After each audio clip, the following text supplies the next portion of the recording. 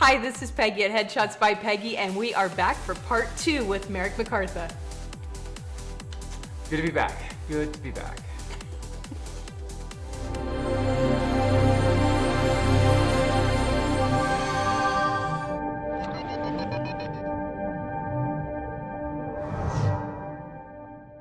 Here's something that a lot of people don't talk about. Can we talk about something that's not talked about a lot? Okay. How about personal hygiene? Yeah.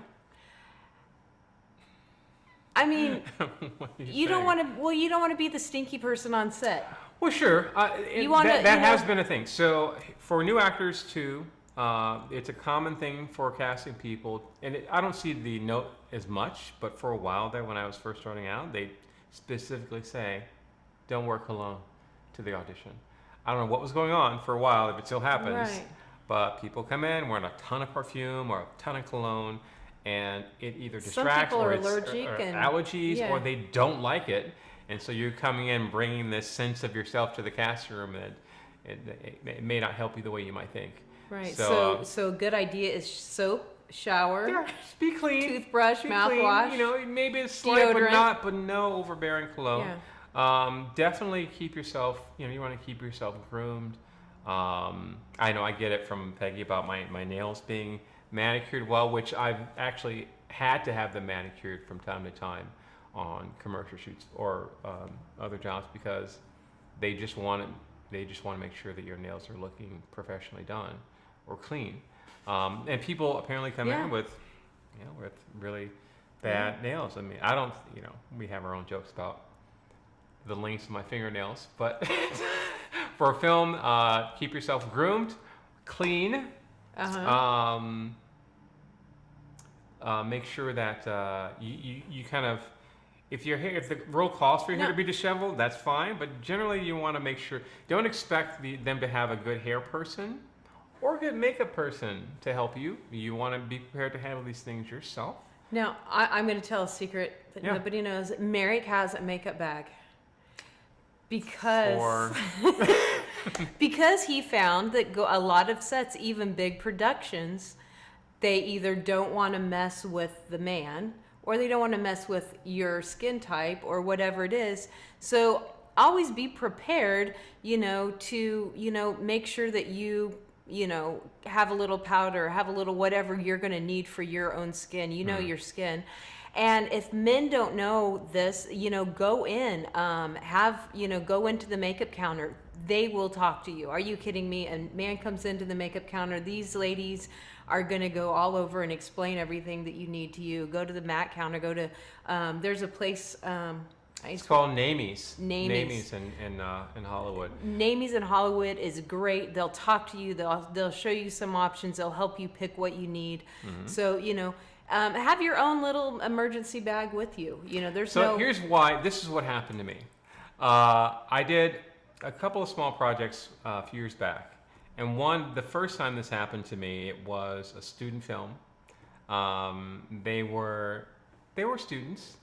They had someone there to do makeup, and I was there to play a role that didn't require any special effects on me, but apparently the makeup effect was that I looked like I was supposed to be a ghost in the story for some reason. I don't know what was going on, but the color didn't blend well. The person that was in makeup didn't really understand how to blend color for my skin, and it looked very pasty, chalky, and I looked literally like I was supposed to be a ghost for some reason in the story. So you're saying you really weren't supposed to be a ghost? I wasn't. You looked like a ghost. I wasn't supposed to be a ghost. So that was weird, and I thought, that's odd, because I hadn't experienced that before. And so I went on, and then I went to do another project, and this time with my favorite crew of people, and we had a new makeup person on, and they did my makeup, and I went out to go film, and my dear friend and director saw me, and he says, we're gonna change. He was very polite. But they took me back in, and apparently it was an almost identical situation where I was very chalky, it wasn't blended well, and it's just because sometimes they either don't know how or don't want to. I actually read an article recently. This is out in, I think, a major publication about how in makeup school, a person's talking about how they went to makeup school, and they were going to be a makeup artist in the entertainment industry, And this school they went to, they said, hey, okay, so we're doing these mainly Caucasian people. So when are we going to get to doing like the people with color or people of color? And the person at the school told them, 90% of the people you work with are going to be Caucasian. So we're not going to worry about them. We're just going to do the Caucasian for the school. And that was their experience. And this person, of course, goes on to work shows like Blackish and all these shows that Spike Lee films. And so they had to learn. But no, that's actually, same thing with photography. There's a lot of photographers that don't know how to photograph darker skin. Yeah. Well, yeah. Have you experienced that? Yeah. Well, I told you before that anytime I look for a photographer, I always look to see who of color they have in their portfolio, so I can get an idea if do they have a sense of coloring for people of color. Because the lighting is different, but it's not. It's If you're of color, not. There's a lighting issue on any printed film project. You're gonna have to be lit more because cameras. There was I won't name the show. Mm-hmm. But it was a show that I actually enjoyed, and I was excited that you were on it. And when I saw your scene, I was just like, this is a network TV show that should have had professional lighting crew on it, and it was lit so poorly. As a photographer, I was like, what are they? And that happens, and I see it even on things you're not in. What was I doing in this show? I think you were a mayor or a board member of something. Oh, well, that doesn't narrow it down. I'm trying not to say mayor that it was or board member. I'm trying not to say that it was on Scorpion. What was that? I thought that was excellent. I don't know what you're talking about. It was horrible. That was excellent. Horrible. No, that was the excellent. lighting was horrible. Okay. Well.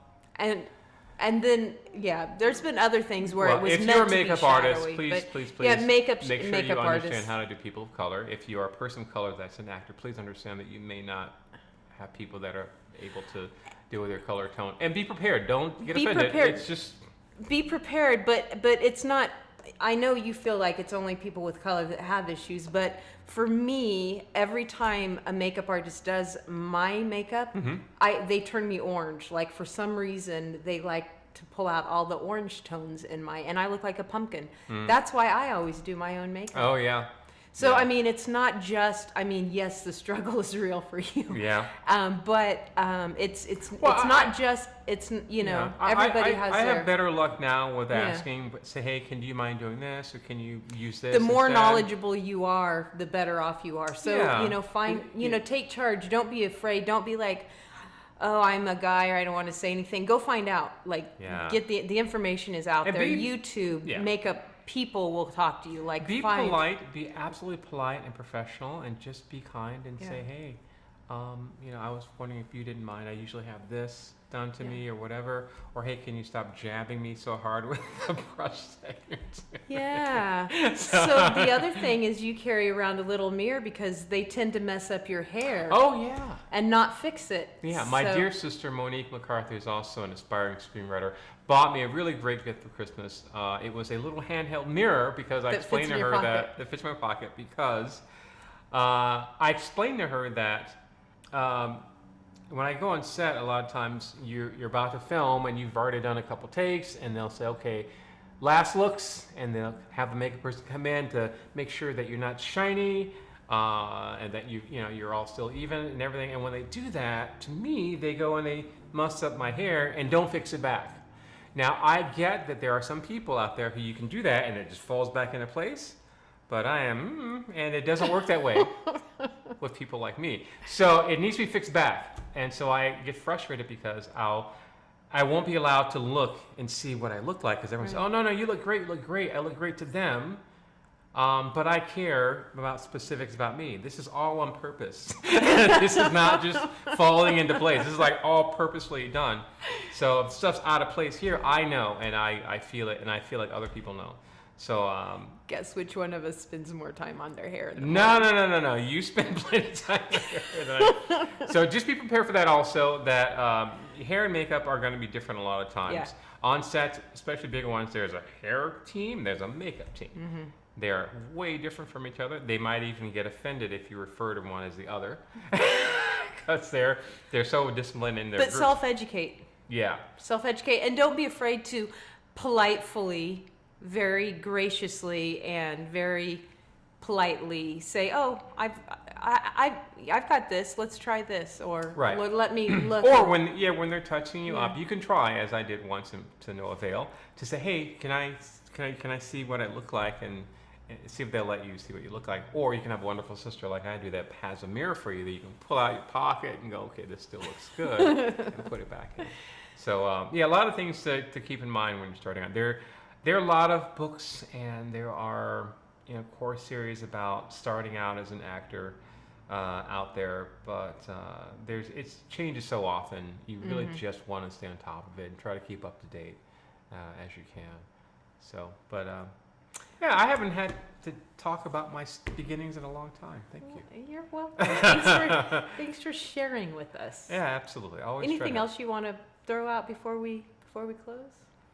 I think that the biggest thing that you want to do as an actor, probably at any level, is just manage your expectations, and always make sure that you are professional and kind to people, and anywhere you go, because these are the things that make the difference between an actor that consistently works and an actor that may have hit something at a great point and then goes nowhere after, because people get to know who you are on these sets. So make sure that you're your genuine best self on those sets, and don't let things bother you, or your frustrations. Don't take those things out on the people that you're working with, because they're all there doing a job too. They might be new at it. They might be students. They may not know how to do your makeup well, but don't take it out on them. Keep your composure and just be there to show what you can truly do. Be the best actor. Be the best you. Be the best you. Aw, this sounds so inspiring. I try not to make it So, thank you guys for watching. As you know, my goal is to put out content that inspires and encourages and educates you. So I appreciate Merrick coming on and on to helping me ramble for I think it's several moments about. It's fun to have rambling. So you can follow Merrick on social media. I'll leave all of his links in the description below. He's on Facebook. If Frank Collison do this, you gotta. If Frank Collison did that to me, now I'm gonna have to do that, right?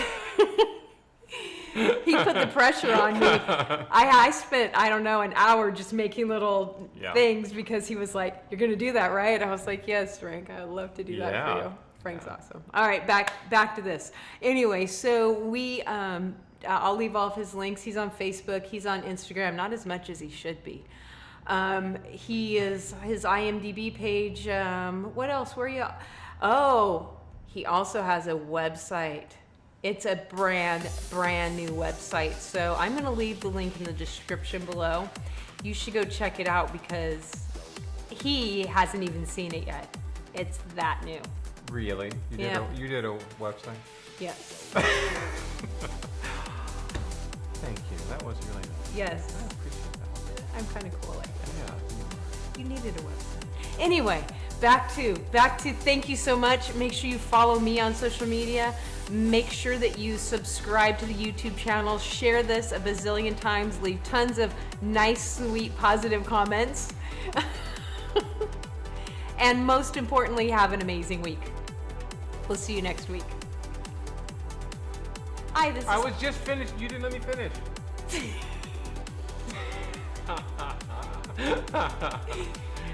Hi, this is Peggy. We're back!